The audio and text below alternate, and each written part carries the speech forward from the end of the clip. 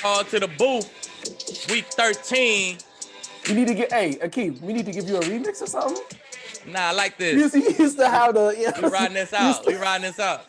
We do got options though. We had like, I sent Paul like 4 beats that was dope as hell. We can switch it up.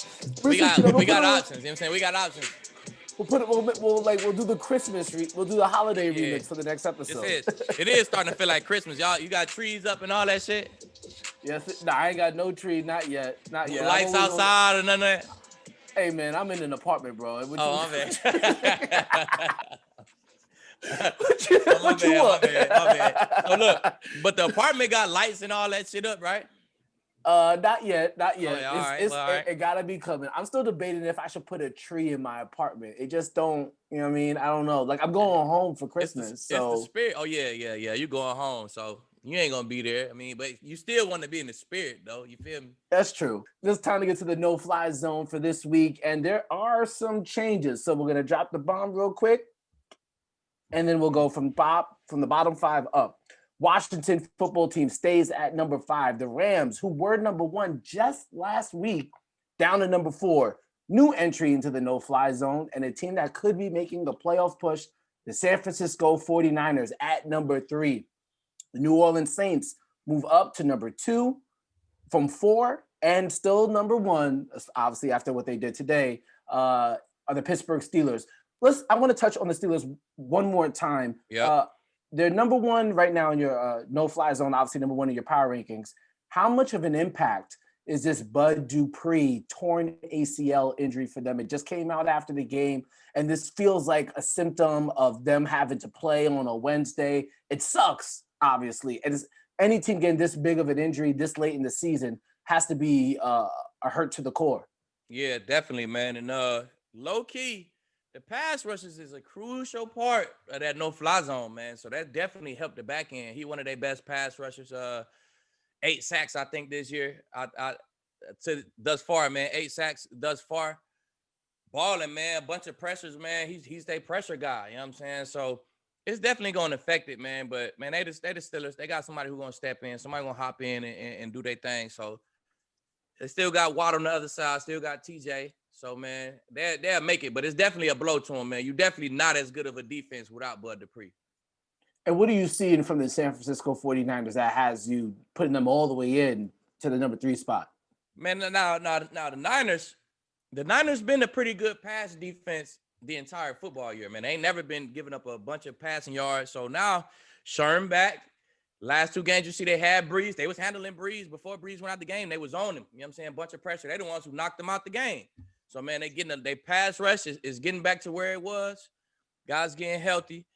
Sherm back. And I watched that game, and their defense just looked back like San Francisco defense with Sherm in there. And they starting to add those turnovers with that passing defense. Number 5 passing defense now.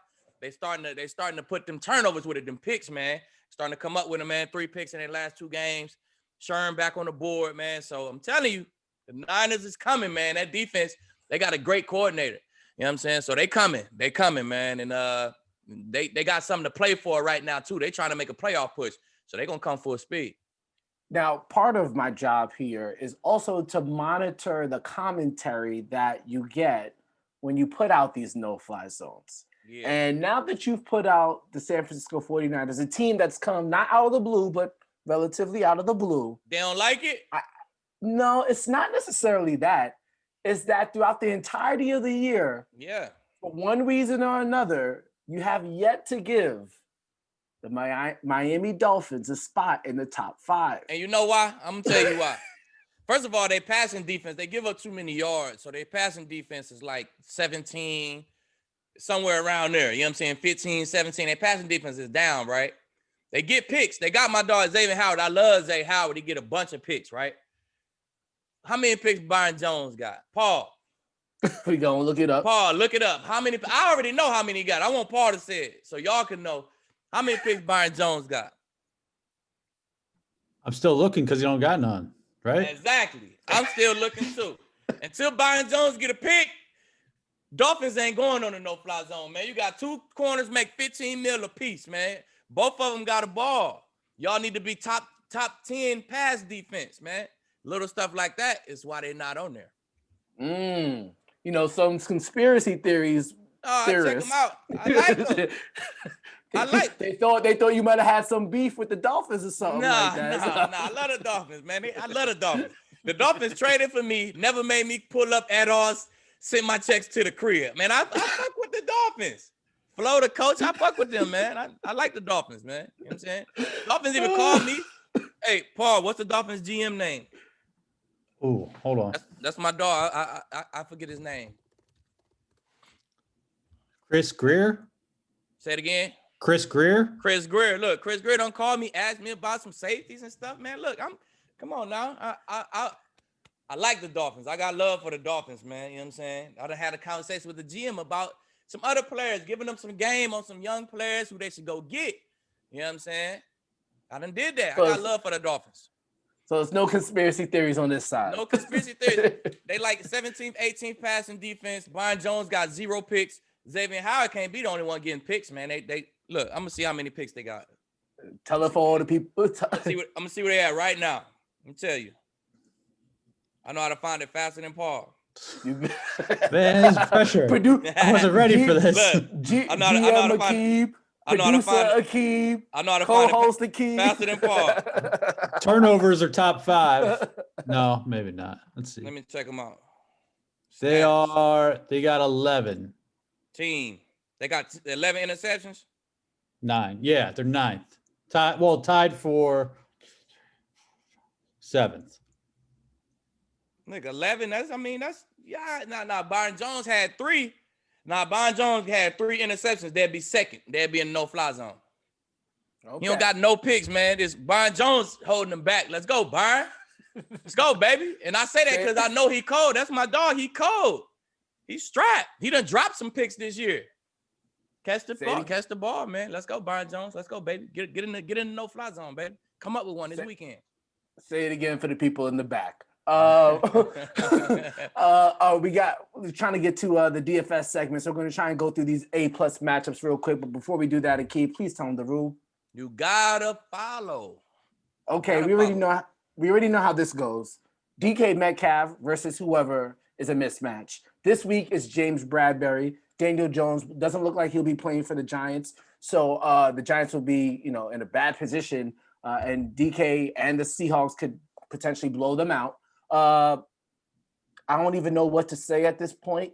I don't even know if you know what to say at this point. James Bradbury is a good free agent signing for the Giants, but at this point, it's just DK, right? He a good corner. Yeah, he a good corner, man. But Slay was a good corner.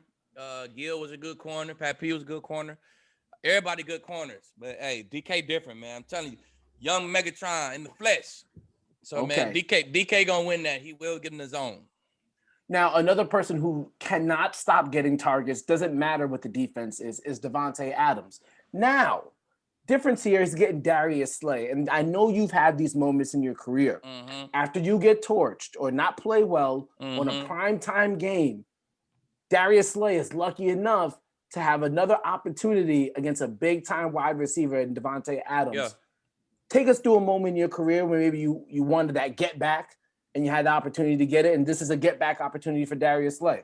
I had I played 12 years, so I had a bunch of get-backs, a bunch of get-backs, man. So Steve Smith, when I was young, he'll kill me out one game. I got to come back. I got to get back. You know what I'm saying? Julio, same, man. So, I grew up in the NFC South over there with Steve and Julio, man. So a bunch of get back. But I just want to say this real quick, though, Harris.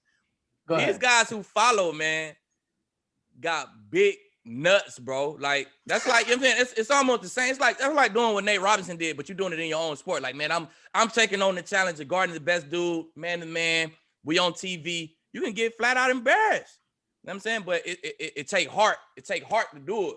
Because you'll be surprised. I've been in the meeting room with guys.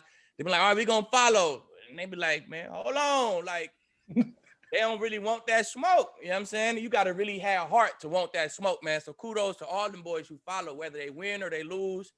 Man, shout out to them boys because that shit hard.